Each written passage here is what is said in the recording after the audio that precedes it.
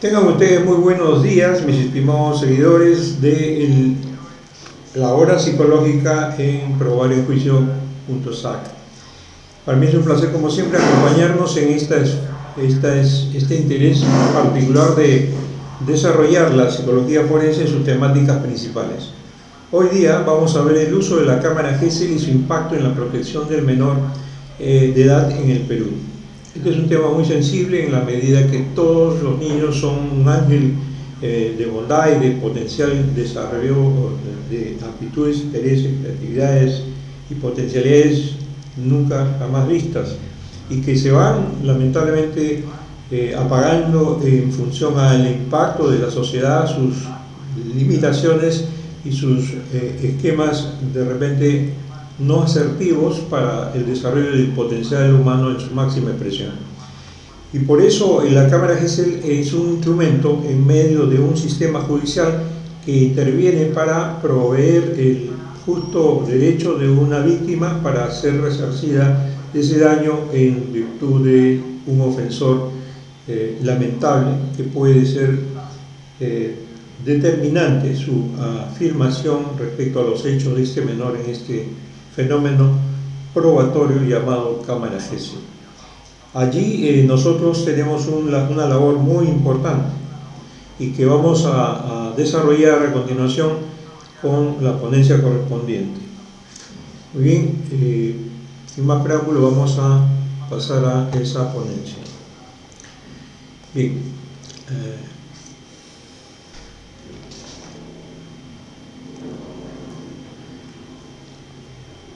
a continuación tenemos que la central exposición nos lleva al tema de la ética, porque la ética es el primer modelador de conducta del operador, es decir, del perito, que tiene que ver con este trato sensible con el menor. Y este trato sensible tiene que ser ético. Y tenemos claro que en el colegio nos dicen que hay principios de ética que seguir: el respeto a la dignidad humana, obviamente, que es mantener ese interés superior al niño, le dicen el derecho, a la alta sensibilidad de este para sentirse cómodo frente a nosotros como peritos. De otra manera no podría ser viable ni visible que este se dé por incómodo o reactivo frente a la presencia del perito. Entonces el interés superior del niño lleva a que él decida si puede continuar con la entrevista o no, y esto se va a aplicar en cualquier momento durante la intervención en cámara Gesell. La competencia profesional obviamente tiene que ver con la formación especializada en psicología infantil y lo que corresponde a la cámara Gesell. Esta es una natural obligación del sistema, del país, en expertos en intervención en cámara Gesell, que tengan la suficiencia profesional correspondiente. La confidencialidad. Este es el tema central que guarda el escenario fundamental del problema, es decir, la confidencia de lo que vivió y lo que sintió o lo que experimentó frente a los hechos que se imputan al agresor. Esta vivencia es el tema probatorio central con la no revictimización o victimización secundaria, conforme conocemos. Y esta es la esencia del trabajo, porque allí se desarrollan muchos dilemas que vamos a ver a continuación, propios del ejercicio probatorio del científico forense en el campo de la intervención de la cámara Gesell. La integridad y veracidad, evidentemente esto tiene que ver con la calidad profesional en cuanto a el esquema metodológico de las técnicas aplicadas en el ejercicio probatorio de la cámara Gesell. El sistema NISH o SATAC, o RATAC como le decimos en castellano, es evidentemente el sistema que se utiliza en medicina legal y que se maneja con propiedad para este objeto. Entonces, este trabajo es el que va a tener que verse a continuación. Y la responsabilidad social, que evidentemente es el impacto en sí también de la sociedad frente al problema que ha hecho una cuestión muy particular del fenómeno retrotrayendo a un esquema propio de un juicio anticipado a la menor o menor en este proceso denominado Cámara Gesell. Allí este ejemplar acto profesional se anticipa, se pone al inicio de todo el proceso, es decir, apenas se toma el conocimiento de la noticia criminal, policial, y lleva esto al Instituto de Medicina Legal para que sea evaluada, existe la inmediata aprovisionamiento de todos los operadores de justicia en ese acto único especial, donde por única vez la víctima va a hablar y no va a volver a hablar. Esto salvo excepcionales circunstancias donde por razones de repente impericia, imprudencia del perito, no logra captar la atención de un menor muy difícil de conducir a que nos refiera a los hechos, evidentemente habría la posibilidad de ampliar esto a una cita más, o salvo que no haya suficiente pericia para el sistema tener todo claro al respecto, que son opciones excepcionales, porque esto nace como un acto único y evidentemente no replicable en función y en virtud de que esta situación sea protectora del menor frente al riesgo de volver a vivir la experiencia traumática. Sin embargo, hay niveles, hay actos contra el pudor y no hay y que no es una violación y que podría manejarse con mayor discrecionalidad. En cambio, cuando este es un acto de violación, evidentemente la intensidad del impacto va a ser mayor y por lo tanto la intervención judicial mucho más atinada, preventiva, de no revictimizar a la víctima. En cuanto a la guía de psicológico forense, hay estos principios: evaluación justa y objetiva, que son razones naturales propias del sistema; el consentimiento informado, que es una técnica que se practica desde las normas y guías del Instituto de Medicina Legal y que pone el compromiso, si es un menor de edad, de los padres para que afronten el proceso que se va a seguir, o del menor, si este ya tiene 18 años, ya no es un menor, pues tendría que asumir por mutuo propio el consentimiento informado. La prevención del daño, que es un tema sustantivo, es decir, sabiendo que este es un segundo acto de revivir la experiencia, obviamente tendríamos que hablar de no revictimización, de que esa revisión secundaria del acto dañino no se dé de manera grosera, impertinente, impropia o desatinada por parte del perito. Este trabajo en el orden mundial es un trabajo interdisciplinario. En nuestro país estrictamente es entre la ciencia del derecho, que ha operativizado el pedido del sistema de las normas internacionales para que esta protección del menor en estas circunstancias de abusos sexuales sea manipulado por el sistema fiscal. El fiscal tiene la prioridad en este trabajo con un facilitador, que es el perito psicólogo forense, quien da las características que necesita el operador. ¿Cuál es esa característica típica y convencional? Es el modus operandi del agresor para identificarlo, garantizar su testimonio, su proceder, su obrar en ese acto delictuoso. Y ese es el mecanismo central de la Cámara Gesell para efectos de lo que en criminología es el qué, cómo, cuándo y dónde sucedieron las cosas de los hechos.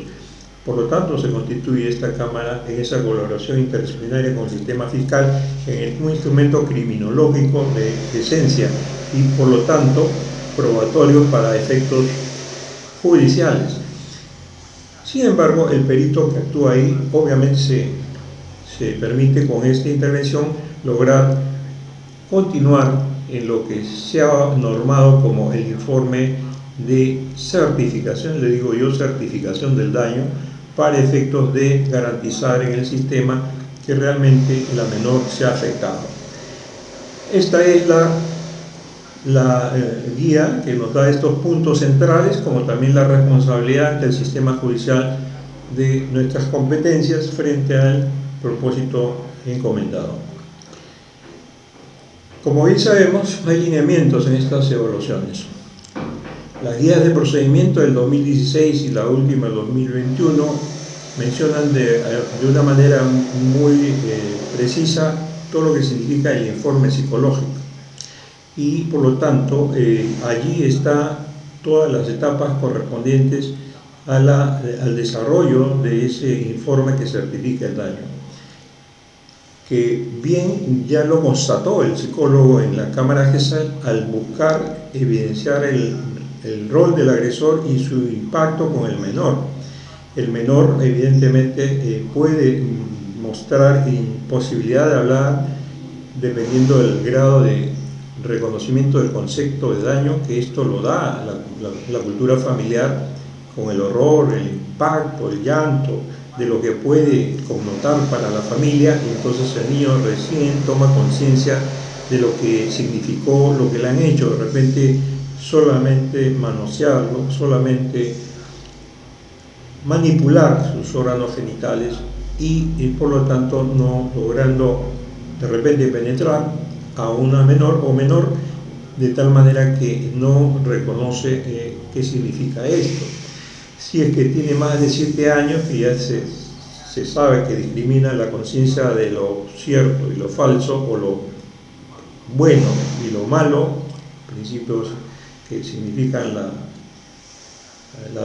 aceptación de lo reprochable en sociedad, esto el niño empieza a tomar conciencia moral, y es ahí donde puede más o menos ya tomar decisión y evidencia de que está sucediendo algo malo con él. En tanto no es esa edad y es menor, obviamente este impacto va a ser connotado por la expresión de los seres humanos familiares directos que van a expresar esa emoción. Cuando hay un nivel sociocultural alto, elevado, preparado, no se impactan, controlan, evitan por la naturaleza propia del evento para que el niño no se perturbe. Esto va a garantizar de todas maneras una minimización del impacto y por lo tanto va a generar una mejor resiliencia en el menor para proyectarse en el futuro con mejor acierto frente al contenido y conocimiento de lo que ha vivido.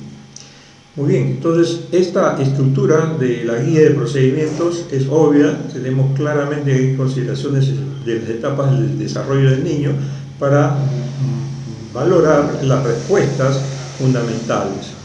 Sabemos muy bien que un niño es aquel que está siempre inquieto, tranquilo, no tiene muy poca atención a veces a lo que uno le pide, y por lo tanto esta es una muestra de grata naturaleza de bienestar, es decir, es un niño normal y por lo tanto es un elemento difícil de manejar con destreza. El perito es el que tiene que tener la habilidad suficiente para lograr ello.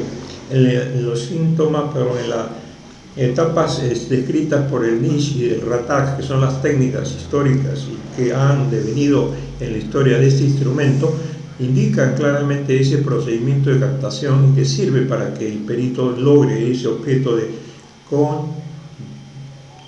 compartir esa experiencia tal cual la vivió el menor. La protección de la victimización secundaria es justamente de actuar continuo. La evaluación de desarrollo psicosexual es que hay que identificar los genitales, porque el lenguaje cultural y popular no es equivalente al lenguaje adulto, cual estas zonas genitales le habla del concepto de vagina, pene, ano, y los niños a veces tienen otros conceptos socioculturalmente impostados que tenemos que respetar y que sirve de estrategia para identificar maleabilidad en el conocimiento del niño frente al sistema. Cuando el niño verbaliza una frase concreta de un concepto X que significa pene y un concepto Z que significa ano, este no puede ser cambiado en el discurso del menor, porque las técnicas que nosotros aplicamos tienen que ver exactamente con un análisis de contenido del discurso, y ese análisis de contenido del discurso tiene una sola lectura, una coherencia y consistencia. En consecuencia, esta virtud de saber el lenguaje del menor a los primeros momentos nos va a garantizar esa posibilidad de verificar si existe o no una distorsión de lo que ha vivido o influencia negativa para incriminar. Y finalmente la observación del comportamiento, que hay que observar claramente cómo este menor se desenvuelve. Si este menor se desenvuelve bien, en buena hora. Si el menor es inconsistente, también, porque puede decir con llanto y sollozo lo que le han hecho y luego estar alegre y feliz. Cuidado, ahí hay unas variables que hay que contemplar en ese comportamiento, como también este tema central, ¿no?, que es ya lo final, que sale a la hora que tengamos que hacer el informe, que es el impacto psicológico que hemos valorado en todo el transcurso de observar la conducta del menor, como de transcribir el informe psicológico correspondiente. Hay que identificar las consecuencias funcionales, personal, familiar, académico y social del niño, como también explorar los mecanismos de afrontamiento y los sistemas de apoyo del niño. A ese aspecto vamos a describirlo con mayor detenimiento más adelante. El Código Procesal Penal, hemos dicho que anticipa este fenómeno llamado cámara Gesell como la prueba anticipada. Aquí vemos el código en su artículo 242, en un numeral 1, donde el inciso D precisa exactamente el rol de la cámara. Vemos claramente la declaración de niños, niñas y adolescentes en su calidad de agraviados por delitos comprendidos en sus artículos. Ahí hay un conjunto de artículos que tienen que ver con la indemnidad, la libertad, el acoso, etcétera, de los niños o adolescentes, y por lo tanto declara en el segundo párrafo: las declaraciones de las niñas, niños y adolescentes serán realizados con la intervención de psicólogos especializados en cámara Gesell o salas de entrevista implementadas por el Ministerio Público. Las declaraciones de entrevista serán filmadas y grabadas a fin de evitar la revictimización de los agraviados. Entonces, en el proceso de la denuncia, esta noticia criminal que nota la familia que ha pasado algo con el menor, precisa la inmediata traslado de esa denuncia policial o fiscal o judicial, porque también hasta el juez se puede ir alguien a denunciar, y revierte en una orden inmediata ante medicina legal, que va a generar la cita. La programación hacen por teléfono más o menos cuando estas autoridades lo ordenan. Cuando es la policía, se genera una cola de atención donde lo programan a uno en un rango inmediato, porque entonces los casos de abuso sexual o de tocamiento o de actos contra el pudor son inmediatos, pero a veces la cola puede estar un poco recargada, que puede durar una semana, no mucho. Es lo no deseado, porque lo deseado es que sea inmediata la explicación de qué ha pasado. En segundo acto, pues, está la evaluación médica, que va a revisar las zonas genitales si esto es una violación, o descartar nítidamente que no hay nada, y allí se copia un texto también. Es importante la coherencia y consistencia de los discursos, tanto de los actores inmediatos como mediatos. De repente la madre le dice: lo tocó tal persona, o no dice nada. Cuando existen incongruencias, esto justamente son materias de litis en el proceso para garantizar que evidentemente no hay una consonancia ni consistencia en el discurso probatorio de los actores, y esto es una garantía de falta de veracidad de los hechos. Por lo tanto, en la actuación de entrevista médica también hay un pequeño párrafo de lo que diga la familia respecto a los hechos. La entrevista única en sí ya es el acto propio que vamos a describir brevemente, evidentemente por lo que corresponde al tiempo de la exposición de hoy día. Y finalmente la evaluación psicológica, que es la que certifica, como he dicho en mi concepto de trabajo, para efectos de entender el propósito puntual, categórico, como certificación del daño, el concepto de evaluación psicológica para ver la afectación del menor. Si la afectación tiene la estructura del valor de la conducta, que es decir, tiene componentes cognitivos, componentes afectivos y conductuales propios de una perturbación de estas áreas, evidentemente estamos garantizando ese daño. La atención completa de la víctima obviamente es lo que se requiere en ese proceso, tanto de inicio hasta fin. Esto es ya el sistema que se encarga de ello, con la protección del menor, guardando las máximas garantías que permita el proceso de prever para que no vuelva a ser atacado el niño, o en todo caso ponerlo a riesgo. Hablaremos brevemente del origen de la evolución de la cámara Gesell. Concepto inicial: esta idea nace en 1920. Arnold Gesell, preocupado por la evolución, el aprendizaje y desarrollo y cómo evoluciona el desarrollo del niño, inició este trabajo en un laboratorio muy interesante, una cúpula así tal cual, una cúpula de vidrio, donde él se introducía y tenía en observación y registro de los niños desde su más etapa interna de desarrollo. Este fenómeno generó toda la revolución de lo que significa hoy día la observación indirecta. Y en el sentido epistemológico somos todos los que observamos los hechos, porque en este caso Arnold Gesell observa la conducta de un niño de manera seguida en la historia. En el sistema judicial somos observadores de segundo orden. Tratamos de interpretar lo que un observador ha vivido y nos está describiendo. Entonces es el fenómeno de observación indirecta que tenemos los operadores de justicia para interpretar los hechos, si son reales, si son ficticios, si son deshonestos. Esto ha evolucionado en el ámbito policial, en nuestra carrera, la psicología y en la salud. En lo policial, los interrogatorios, sabemos que la policía en el mundo, el FBI, utilizaba mucho la cámara Gesell para todas sus intervenciones policiales, y lo vemos muchos años esto en televisión. Y en nuestra carrera, la investigación conductual en todos aspectos sirve.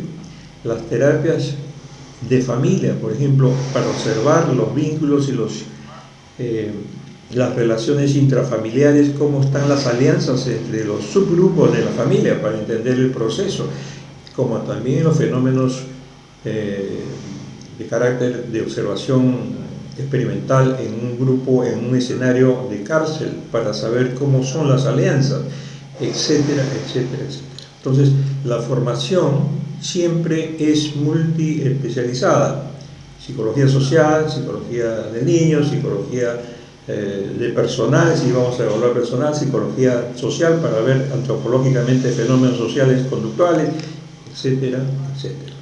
Los llamados análisis de grupo para observar las calidades de los productos, de los conocimientos, etcétera, también se utiliza.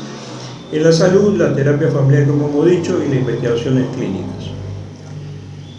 El Perú ha logrado una gran cantidad de cámaras Gesell.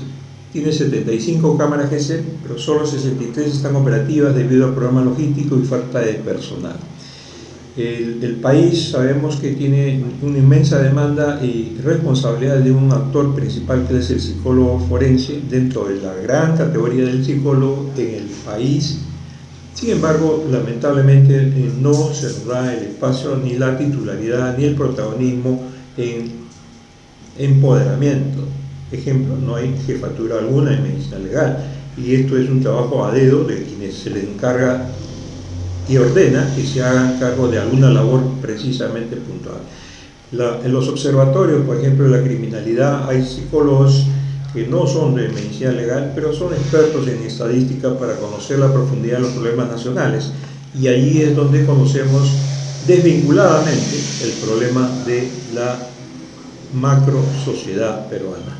Aquí, el 2019, por la ley 3920, se declaró su implementación progresiva por prioridad nacional, y esto garantizó un poquito más la política del Ministerio Público de ir implementando cada año un par más, 3 más, 5 más, cámara Gesell. El inicio fue con 4 y al final estamos con 75 más, o de repente ya más. Eso depende ya del proceso que no se conoce, que es parte de la administración pública. Los organismos que apoyarán su implementación, UNICEF, el Ministerio Público, Medicina Legal y la Cooperación Internacional, son obviamente los vinculados por ordenamiento mundial de algo tan sensible como la no revictimización, llamada victimización secundaria, que ejercía todo el sistema en estas víctimas ante el sistema de justicia. Bien, entonces, en la práctica, la cámara Gesell, perdón, acá hay me pasé tiene una estructura clara de dos ambientes, donde en uno de ellos se distribuyen los operadores del sistema judicial y en el otro está la víctima y un auxiliar o facilitador, le dicen, del sistema probatorio, que es el psicólogo forense para el diseño puntual criminológico de búsqueda de acreditación e identificación del agresor, que lo tiene el psicólogo que interviene. Esta entrevista, llamada acta de entrevista única en registro mecanográfico, pereniza con un video todo lo actuado en esa cámara, y la expertise obviamente del perito tendrá que ver para las calidades y bondades de una exacta confirmación del daño, en tanto ésta sea eficiente y obviamente coberture la mayor cantidad de corroboraciones, llamadas clarificaciones. El principio de no revictimización sabemos que ya los autores han denominado como un sistema protector del niño de este lamentable impacto que la sociedad ejerce con las víctimas, para atenuar, amenguar, minimizar este fenómeno social que recae en el sistema judicial cuando toma conocimiento de una víctima más de estos ataques crueles de personas que no son sanas, enfermas totalmente, para ser sancionadas. A continuación vemos este modelo, como hemos dicho, o sea, esos dos espacios, donde están los operadores, el fiscal, juez, secretario, policía.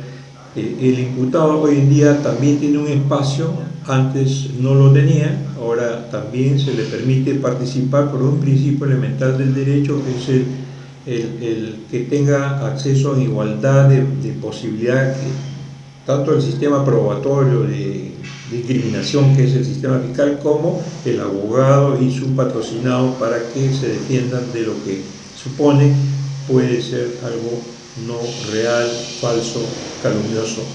En experiencia sabemos que esto es de repente hasta menos del 1%, la gran mayoría son sencillamente muy reales.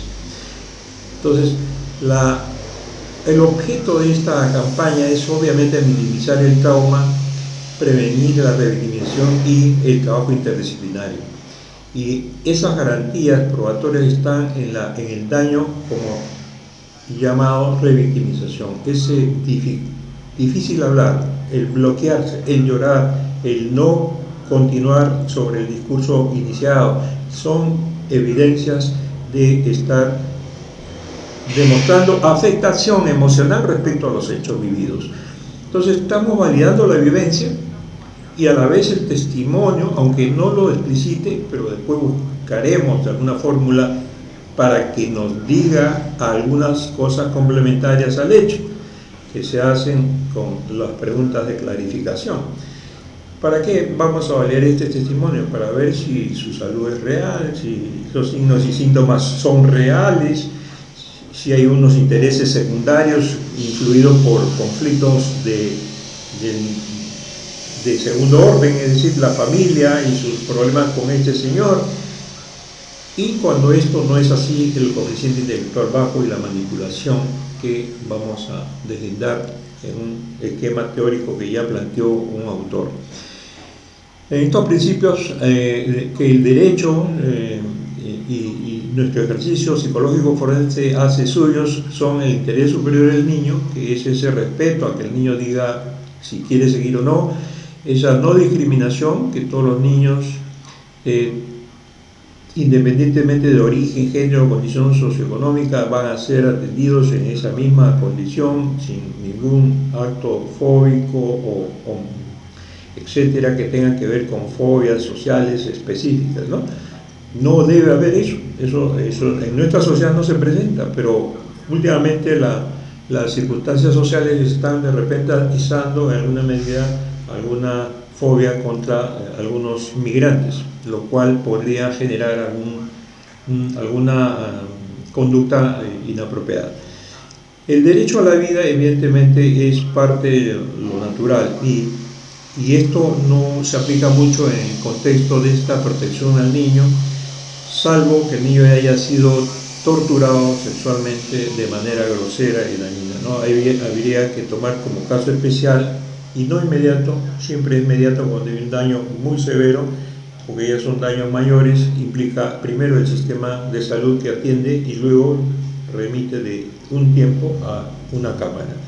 El derecho a participar y ser escuchado obviamente tiene que ver con esta capacidad del perito de no interrumpir, de no interrumpir el discurso del niño respecto a lo que quiere hablar, y también darle pues libertad y confianza para que haya empatía y funcione la comunicación. Entonces, en la bibliografía reciente sabemos que el impacto de la protección de niños testigos está reducida en 3 criterios estandarizados ya por el análisis bibliográfico de las referencias obtenidas: la reducción de la victimización secundaria, la calidad y fiabilidad del testimonio y la aplicación de la entrevista de la forense en la cámara GESI. Entonces, la protección está centrada en estos 3 elementos que jurídicamente han ayudado sustantivamente a mejorar el impacto de los niños frente al sistema judicial. Ahí, claro, tenemos la descripción de reserva de actuaciones judiciales, preservación de la identidad, actuación única, que ya les he dicho que no termina siendo única en virtud de algunas situaciones excepcionales, no siempre es única. La calidad y fiabilidad del testimonio infantil, que tiene que ver con factores que influyen en el testimonio infantil, como las historias compradas. La mamá cuenta cosas que la torturaron, la afectaron, y el niño se compra esos relatos para decir que él sí vio cómo maltrataron a su mamá, a su papá, etcétera, etcétera. Esos son impactos que van a ser discriminados por el perito experto cuando le dice y cuenta cosas que no guardan consistencia en la lógica de su discurso y mucho menos en las formas de tratar de verificar si existe realidad en lo dicho, anclando esto en las clarificaciones específicas que ayuden a darle sentido al contexto descrito, si es real o no es real. La importancia de la memoria es trascendente. Ya hay una historia muy añosa, ya más de 150 años, de la curva de la memoria. La curva de la memoria, uno de los psicólogos pioneros de la psicología determinó que hay un declive natural con el tiempo, y entonces cuando a un niño lo vamos a evaluar después de un año, si dice que hace años lo tocaron, tenemos un severo problema que puede estar contaminado por la influencia de los discursos exigentes del entorno familiar para que declare lo que tiene que declarar. Ahí hay un problema de calidad y de especificidad del perito experto para poder lograr ese dato pleno y completo. Entonces, esa función sustantiva. Y el enfoque de la cámara es el que tiene que ver con una caracterización de garantía de la psicopatología, es decir, signos, síntomas, semiología propia del daño, secuela del daño, y que va a servir obviamente para garantizar una aprobación de lo dicho. Contrario sensu, lo clínico no significa no validar estos aspectos psicopatológicos. contrario, lo clínico no es lo forense. Entonces tenemos que tener claro que por lo clínico subjetivo apropiado a que ya dijo no es suficiente. Tenemos que decir, tenemos que corroborar, tenemos que darle sentido probatorio a lo dicho, y eso implica la clarificación. La clarificación significa, explícame más sobre lo que pasó cuando te llevó al salón, explícame más qué hizo por advertir si le bajó o no el pantalón, el calzón, le subió el polo. No se le dice te subió, te bajó el pantalón, sino explícame más de lo que me dijiste cuando te llevó a punto, porque eso de dar data es inducir y no es propio del experto. Bien, acá tenemos el esquema sustantivo que tiene que ver con la bibliografía de Cochrane. El 2015 ya declaró técnicamente lo que significa este fenómeno.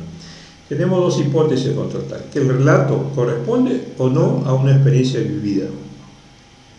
Si el relato corresponde a una experiencia vivenciada, porque nos demuestra por la consistencia, coherencia de su discurso y la revictimización corroborada, obviamente no tenemos más que hacer. Pero si el relato se muestra contradictorio, un discurso repetitivo, aprendido, cuidado que es una mentira deliberada, pero también podemos pensar que hay un problema de déficit, que son errores no intencionales. Ya eso tiene que ver con la psicopatología previa, concomitante o deficiencias propias de la inteligencia o fenómenos de enfermedades que pueden estar contaminadas. Recuerdo una experiencia muy propia de alguien, de un niño que decía, una niña decía, mi papá me baja al sótano y ahí hay gentes oscuros y ahí me lamen, me pegan, etcétera, ¿no? ¿Y qué pasa? Que la niña contaba fenómenos totalmente fantasiosos, ¿no?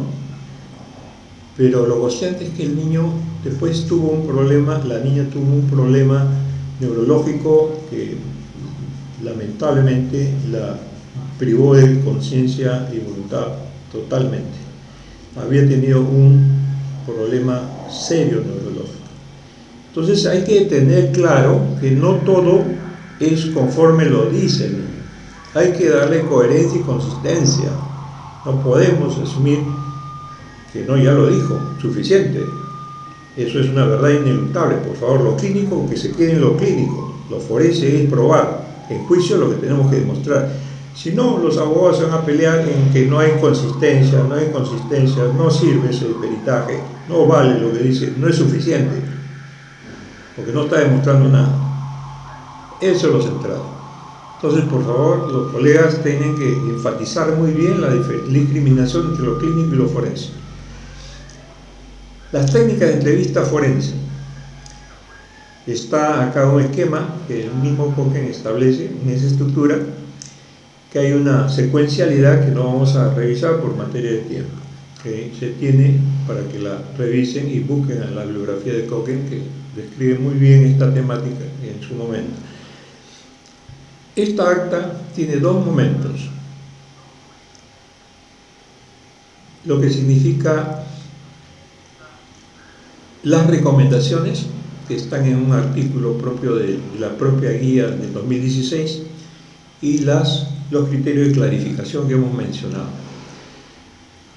Estos dos elementos son los que sustantivamente soportan el eje de la metodología rigurosamente exigida en el sistema judicial, porque lo puso la guía, no es que sirva como única razón científica.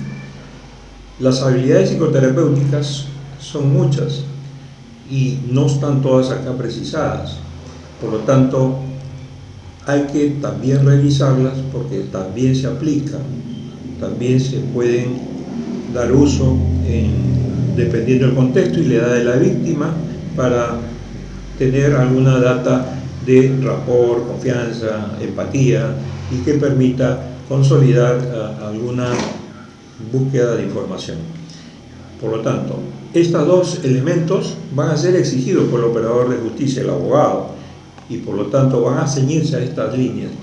Cuando se hace un peritaje de parte, lo hacemos en base a este esquema. Si cumplió con lo recomendado por la guía, es decir, todos estos puntos, que no es el caso de revisar para los que son expertos, y para los que no lo son, pues tienen que mirarlos y más o menos parafrasearlos en su experiencia propia y personal, para efectos de entender que son recomendaciones obviamente muy ligadas al código de ética, al código de procedimientos de nuestro ejercicio clínico general. Y lo que significa más ligado a los forenses es la clarificación. Conforme había dicho, el derecho se basa en corroboraciones. No sirven solamente dichos, sino que sean corroborables, es decir, demostrables, es decir, garantizados de que sí existieron, que no nos cuenten cuentos. Es decir, la clarificación significa anclar en realidad los hechos que nos dicen. Y acá están los criterios elementales de clarificación siempre esperados. Para todos los que trabajamos en esto, como he dicho, no resulta ser suficiente. Y más cuando el hecho central, cómo sucedieron los hechos, es un solo punto.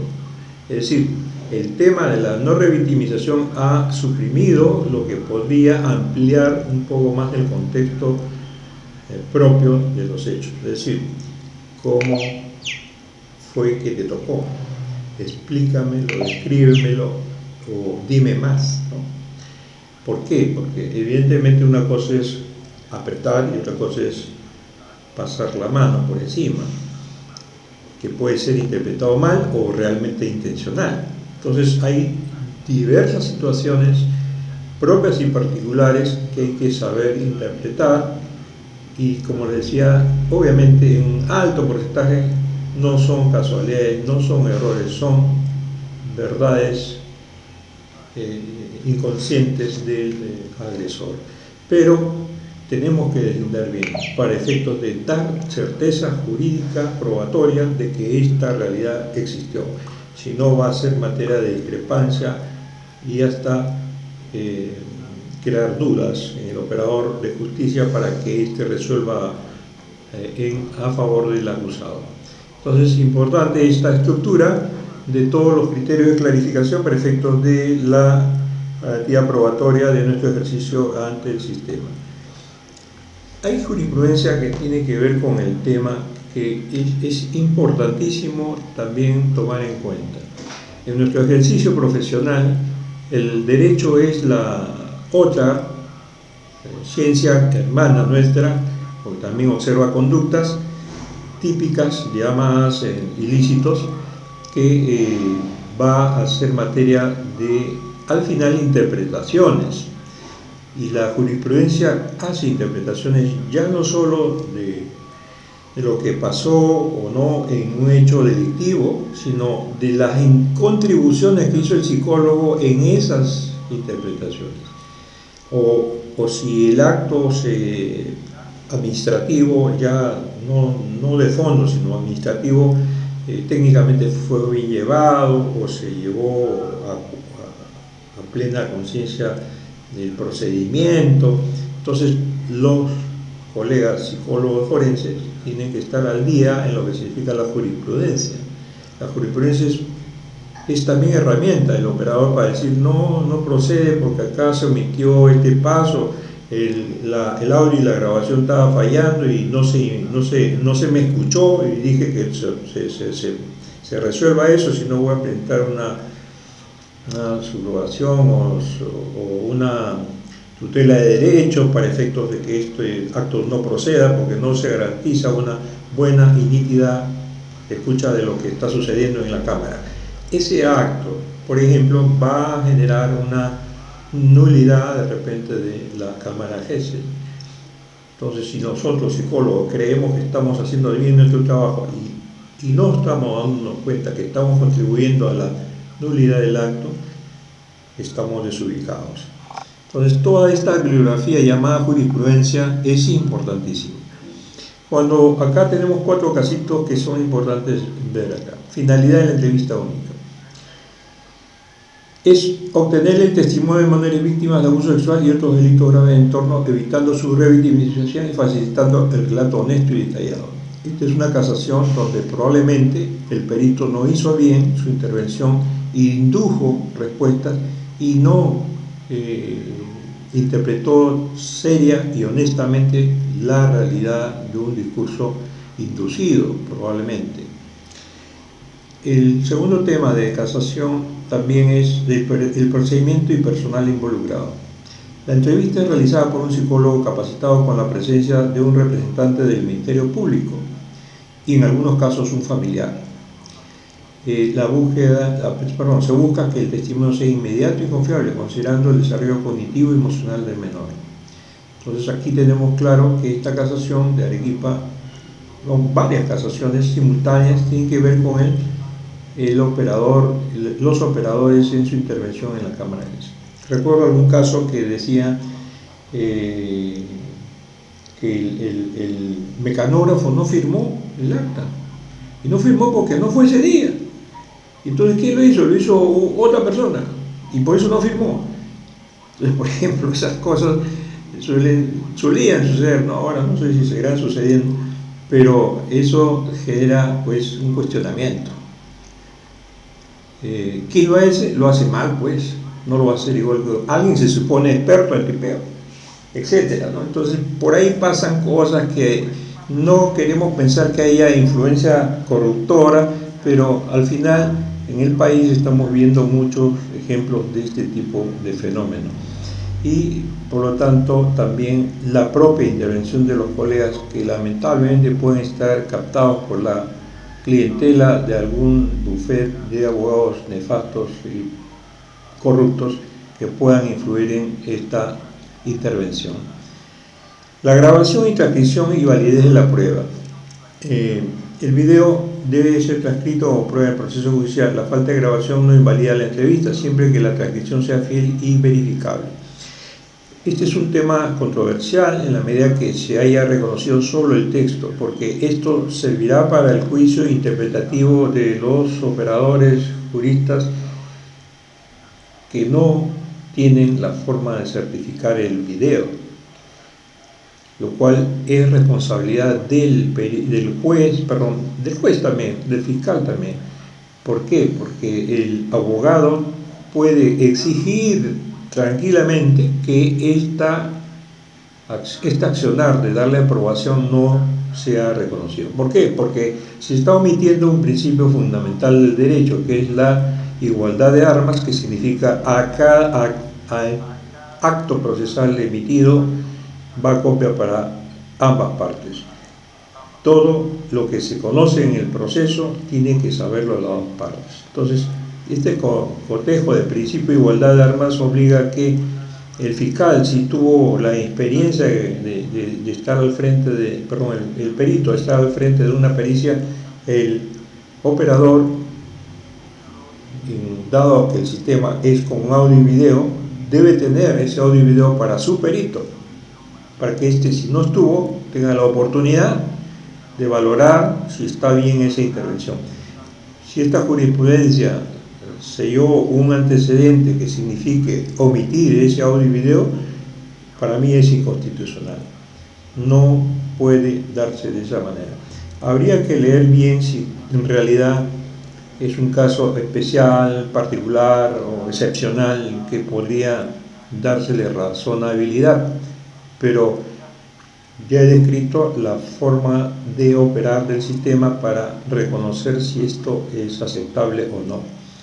Bien, finalmente un valor probatorio y evaluación psicológica posterior. Habíamos dicho, prueba anticipada es distinta de prueba preconstituida, ¿eh? Hay dos conceptos ahí, que la prueba anticipada significa el acto de la cámara de juicio. La prueba preconstituida es un peritaje, un examen previo, un examen particular que ahora ya los colegas están haciendo cámara GESEL en lo privado, y por lo tanto hablamos de pericias de parte privada que pueden competir con el sistema, y en consecuencia, dada la condición de libertad de ejercicio, este es una condición especial porque implica una jurisprudencia nueva. el jugador en sus operaciones y sus apelaciones de que no le quieren dar valor a esa intervención, pueden terminar reconociendo esa prueba preconstituida. Y acá dice, si el proceso es defectuoso, puede autorizarse una segunda entrevista. Este es el caso que hemos dicho que ya no es acto único.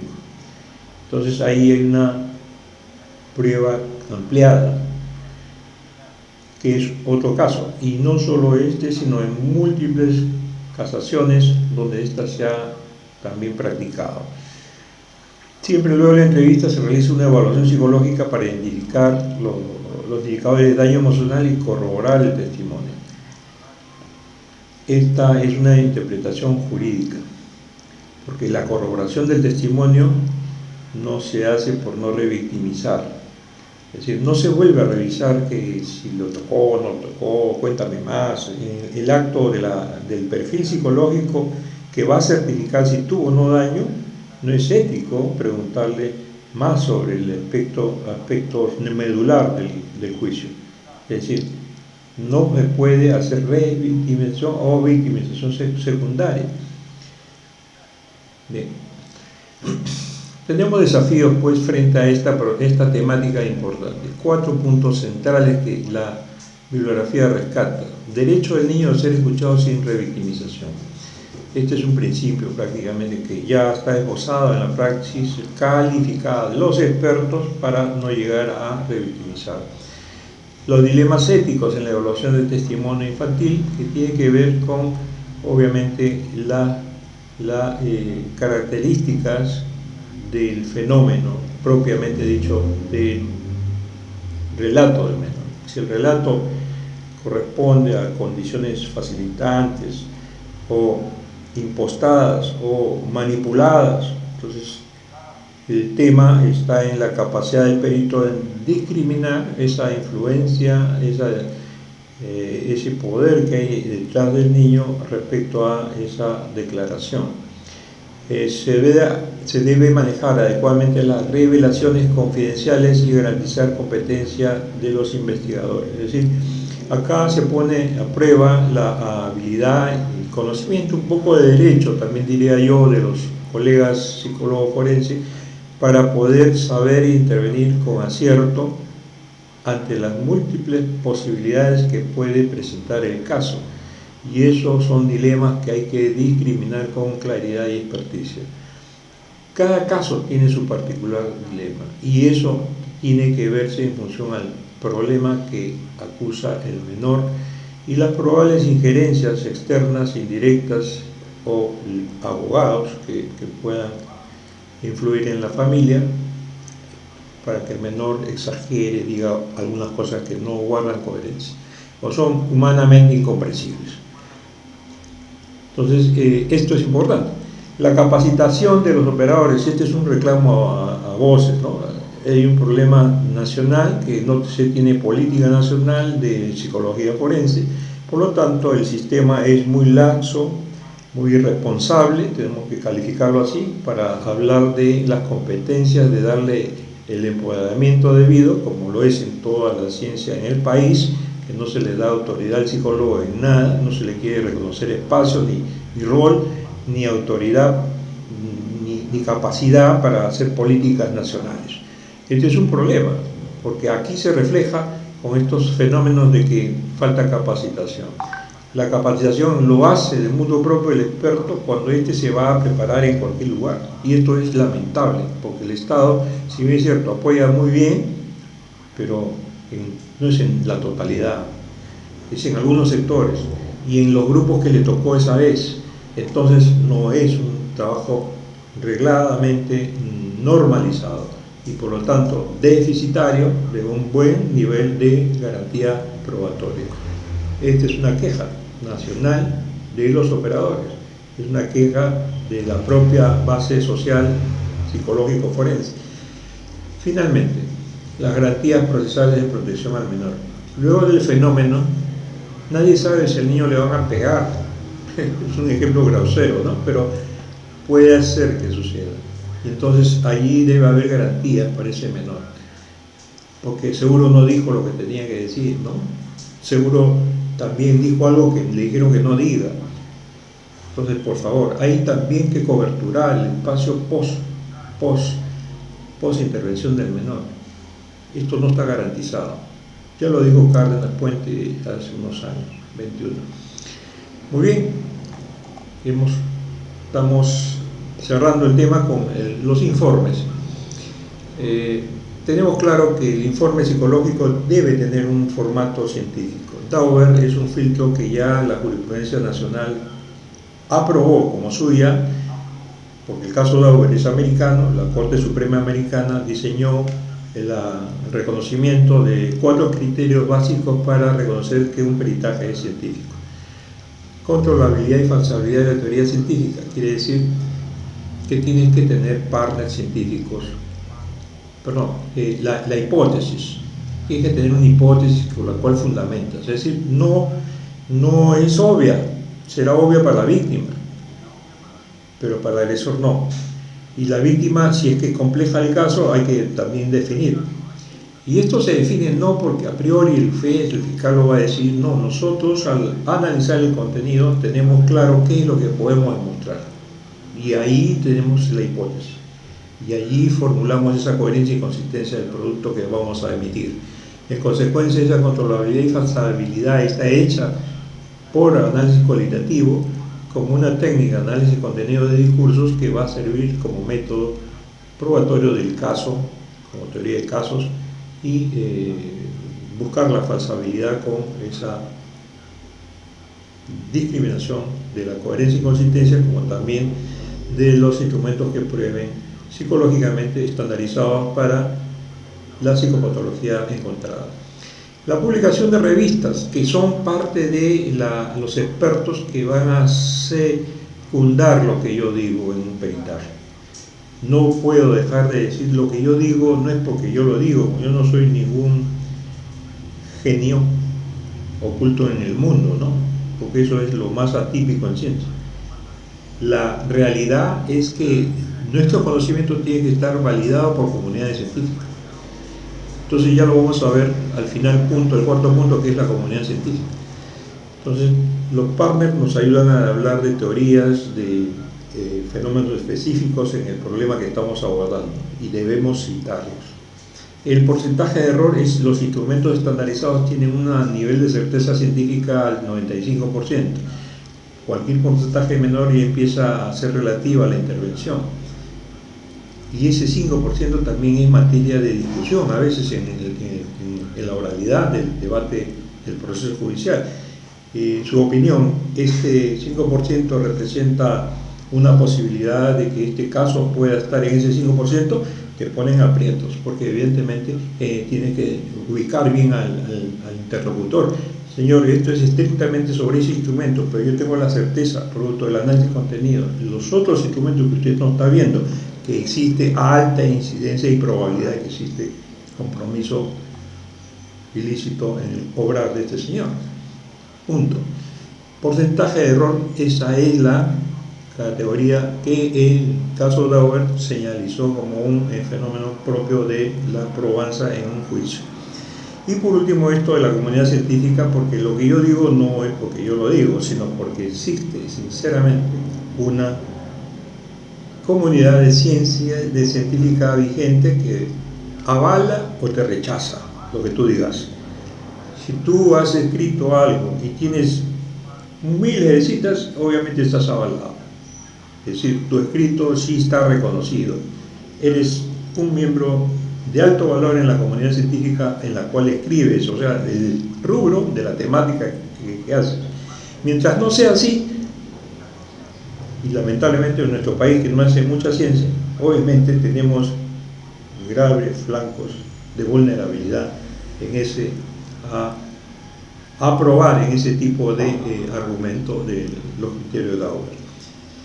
Entonces ese contenido del informe debe ser científico, está graficado en el Código Procesal Penal, está en el artículo 178, el perito de parte del 179, que hace copia y pega del 78, dice cópiese ese es el esquema, y aquí habla algo de ciencia, en ese esquema de contenido de la prueba en general para todos los peritos de un informe pericial. D. Motivación o fundamentación del examen técnico. Y E. Identificación de los criterios científicos, técnicos, médicos y reglas que sirvieron para hacer el examen. Es decir, la metodología, el rigor que has aplicado. Pero también hay una suerte de sumum o abstract. Cuando habla en el segundo punto, luego de describir el problema al cual vas a investigar, es la descripción de la situación, estado de los hechos. Este es lo que llaman hechos fácticos en derecho. Y el C, la exposición detallada de lo que se ha comprobado en relación al cargo, es decir, inmediatamente describir por qué vamos a investigar algo, porque se transcriben los hechos que dicen ha cometido el agresor o dicen la denuncia policial que pasó, el acto, la noticia criminal, el ilícito que va a tipificarse por el fiscal. Esa es luego la afiliación y el problema, el compromiso establecido para hacer el informe, lo que se debe poner según el Código Procesal Penal. Y en tercer lugar, esa exposición detallada, que digo es un abstract, que es un sumum de lo que hemos conseguido en la investigación. Y luego ya viene la metodología, ¿no? El marco teórico es fundamentos y luego la metodología. Conclusiones, bueno, firme y sello. Ese esquema habla algo de la rigurosidad del método científico, lo cual debe estar plasmado con mayor precisión desde el punto de vista de todas las ciencias forenses, probatorias. Ojo, probatorias, porque no somos clínicos, no estamos atendiendo a personas particulares. Estamos probando para estar en un escenario de alto nivel probatorio, que es un acto de justicia y por lo tanto de alta competencia. No olvidarse de que la pericia está en el artículo 3 del Código Procesal Penal, en todos sus artículos de cómo este rol se desempeña. Tenemos acceso al proceso, es decir, a la carpeta, artículo 176, tenemos que juramentar y nombrarnos, no se cumple inmediato, se hace inmediato en el momento del acto, se hace y el contenido del informe que debe tener y excepciones en ese proceso. Las 4 pericias, los 4 reglamentos, hablamos de medicina legal, la Cámara del Poder Judicial, la guía de evaluación forense última, la guía de Cámara última de la Policía Nacional y el protocolo de pericia psicológica de esta última entidad que es ¿cuál era? De una entidad final, todas ellas, ninguna precisa este rigor científico que ya hizo jurisprudencia del sistema judicial peruano, precisaba en el caso Dauber. Por lo tanto, estamos desfasados, por lo tanto no estamos cumpliendo con lo que dice la norma y el propio sistema no lo identifica como problema y el propio sistema no exige que se cumpla este criterio sustantivo que ya aprobó en 2015,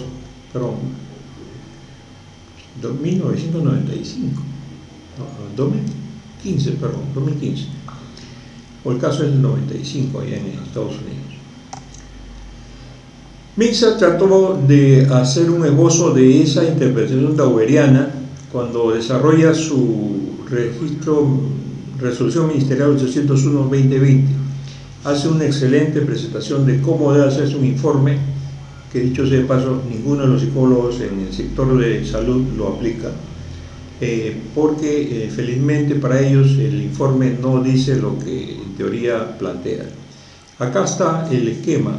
Hay una afectación psicológica como esencial y única forma de concluir de los psicólogos en Minsa, y la evaluación psicológica que debe tener, que es un objetivo: identificar, describir, explicar y establecer la relación causal entre los hechos motivo de evaluación y la posible sintomatología definida como afectación psicológica.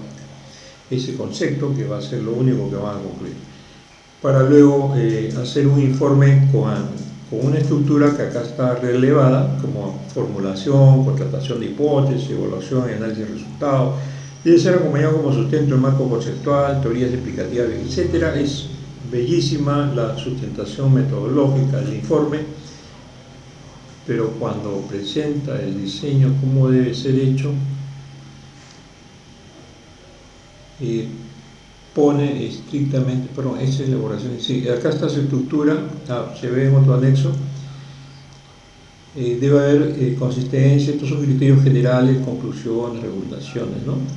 La estructura es esta: filiación, motivo de evaluación, antecedentes y problema actual, observación, técnicas, o sea, las pruebas utilizadas, el análisis y la conclusión. Es decir, en ningún lado aparece esa estructura de marco teórico, hipótesis. Acá lo menciona, ¿bien? Delimitar claramente el motivo de evaluación a fin de definir el plan de evaluación, hipótesis, objetivos, métodos y técnicas, identificando, definiendo y describiendo características. Esta es la parte que, si ustedes pueden revisar en el sector salud, estoy seguro que escasamente encontrarán algunas excepciones de estos informes que sirven para también el sistema judicial apoyarse en el MINSA para poder resolver su casuística, y probablemente no tengan esa estructura que se anhela, que exige el caso Dauber y la jurisprudencia peruana. Entonces, es importante relevar que la última guía del 2021 ya deslinda el tema de solamente precisar afectación emocional, sino tener la absoluta libertad de propiciar una semiología pertinente y útil para describir con amplísima claridad los fenómenos psicopatológicos de la víctima o del agresor, si lo tuviera. Entonces, esto es un avance en la guía de psicología forense que saca el 2021. Sin embargo, también omite el tema de la hipótesis, declara que es obvio y no es necesario, lo cual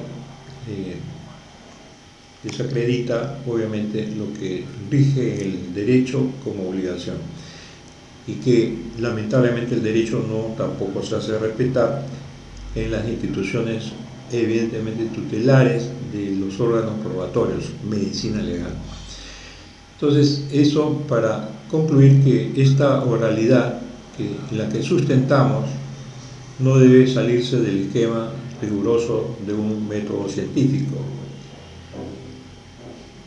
Esta oralidad no es un informe clínico, no es un informe subjetivo, ni mucho menos no probatorio, y por lo tanto debe tener esa estructura: objetivo y problema, fundamentos, teorías, citas, hipótesis, metodología, falsación de presupuestos o la hipótesis planteada, los resultados, su discusión y la conclusión.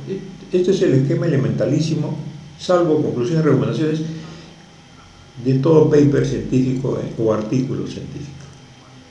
Menos conclusiones y recomendaciones, que va adentro de los resultados, es un artículo científico. Pero lamentablemente tenemos que estar en ese nivel de competencia que el mundo ya está ofreciendo hace por lo menos 7, 8 años, porque ya se están poniendo al día con el caso Dauber para el sistema forense probatorio. Nosotros todavía no estamos a ese nivel de competencia. Nosotros debemos entender lo que nos dice Berliner-Plau y Viola. En cuanto a la intervención, esta debe llevarse a cabo bajo un enfoque psicopatológico clínico forense. Es decir, no dejamos lo clínico por dejarlo, tenemos que corroborarlo si esto es resultado de lo que se dice es causante de este fenómeno, lo que asegura que los resultados obtenidos sean certeros y adecuados en el contexto judicial. En consecuencia, resumiendo, podemos decir que la cámara GSL es fundamental para proteger al menor, contribuir en la reducción de la revictimización, ya se evita de manera suficiente ese tema, y la efectividad depende de la correcta implementación de los protocolos. Dicho desde el paso, Los protocolos hemos visto que tienen déficit y por lo tanto es un objetivo superar estas limitaciones en el país, no es solamente en una entidad, en el país. También recomendamos que la optimización de su implementación en este sistema judicial sea una capacitación sólida, sostenida, que se implemente más personal. Obviamente es probable que existan déficits de recursos humanos porque las políticas no está priorizado, por lo menos en los psicólogos forenses, en medicina legal. Y en cuanto a la estructura tecnológica, debe también adecuarse hoy en día con sistemas más eficaces y rápidos que permita que no haya el problema de la cola de atención, que lo único que hace es mediatizar, poner a riesgo la garantía probatoria del discurso del menor en su certeza plena de los hechos, dado el tiempo que pueda pasar desde el hecho a la evaluación. Finalmente, hay también un espacio que hablar que no está hecho en el país ni en la sociedad latinoamericana. El avance científico en estos países como Colombia, y Estados Unidos y todos los países más desarrollados son aportes significativos en guías más estructuradas, aplicación científica mucho más, un poco más exigente. No quiero decir que están hecho una maravilla, no, están parecidos a nosotros, tienen sí mejores instrumentos, están avanzando en investigación científica. Nosotros somos un ente que debemos hacer investigación científica, los psicólogos forenses. No hay inversión, no hay plata, no hay dedicación, por lo tanto estamos mal. Entonces, la coordinación interinstitucional es para justamente hacer ese trabajo vigente de modernización. Esto está faltando y fallando en las políticas nacionales y obviamente transnacionales, sobre todo para mejorar la atención de esa protección del niño en su discurso probatorio. Hemos visto de manera significativa y rápida toda esta problemática y les agradezco la atención por la oportunidad que me brindan. Estamos a disposición de las preguntas que puedan empezar. Hacemos una pausa antes de volver a las preguntas.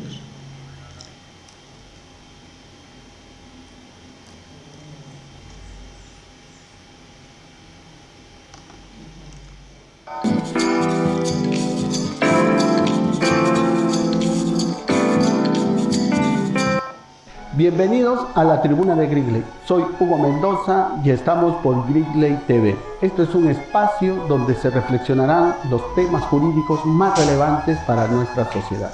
En ese sentido, queremos agradecer a la marca Gridley por promover este tipo de espacios que sin duda elevarán y enriquecerán el debate académico de nuestra sociedad, algo que ya vienen haciendo desde hace muchos años con su fondo editorial. La temática de nuestro programa consistirá en entrevistar a profesionales del derecho que hayan contribuido de manera significativa con una investigación a nuestra sociedad. Los invitamos a seguirnos en todas nuestras redes sociales como Gridley TV.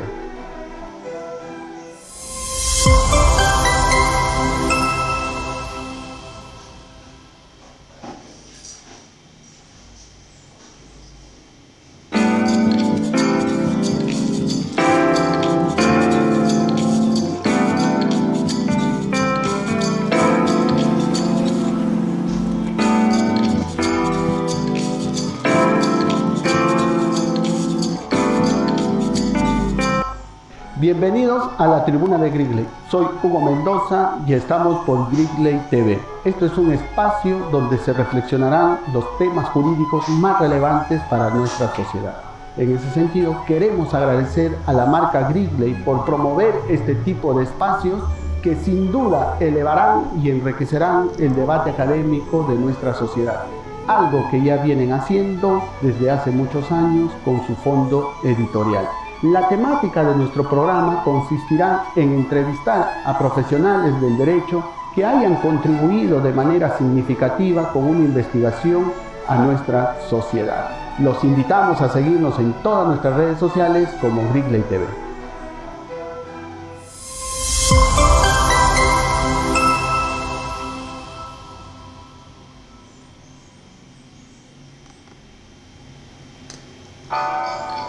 Muy bien, agradezco la oportunidad de acompañarnos, pero ha surgido un imprevisto respecto a la grabación y parece ser que no se está continuando, por lo tanto vamos a ser breves. Si hubiera alguna pregunta, háganlo llegar por el chat de Restream, si está todavía activo, para efectos de dar por terminada la exposición, porque también estamos en la hora límite. Quería recordar que la prueba de la cámara tiene que deslindar claramente un fenómeno ya importante, que es el trabajo con retardos mentales. Los retardos mentales son fenómenos particulares que hay que saber evaluar, dado que la capacidad de conciencia y de la realidad no está garantizada, porque sus limitaciones y deficiencias intelectuales, ya hemos dicho que Kogan ya lo estableció, es una limitante para no darle una certeza plena de lo que pueda decir. Por lo tanto, esta advertencia, para efectos de dar una revisión de la temática en cuanto a cómo y qué filtrar en un discapacitado en su coeficiente de inteligencia. Esto es vital y muy importante, ¿ya? Les agradezco la oportunidad y vamos al cierre para compartir la invitación a cualquier pregunta o razones de comunicación. Por lo pronto voy a compartir mi QR del WhatsApp para efectos de que podamos tener cualquier pregunta post a esta exposición, como también los interesados en mis servicios o de la empresa Probar en Juicio. Les agradezco infinitamente la oportunidad y nuevamente nos estamos viendo el próximo miércoles y estamos anunciando también que vamos a intervenir en lo que significa la estructuración de la Federación de Psicólogos del Perú, con mucho énfasis. Está ya nucleando bastantes sindicatos y asociaciones a nivel nacional para efectos de